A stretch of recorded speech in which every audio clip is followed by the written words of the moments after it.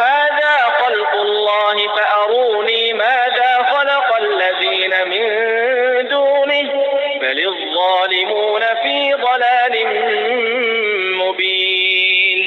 ولقد آتينا لقمان الحكمة أن اشكر لله ومن يشكر فإنما يشكر لنفسه ومن كفر فإن الله غني حميد.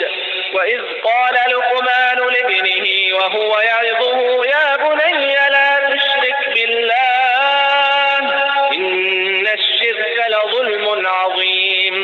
ووصينا الإنسان بوالديه حملته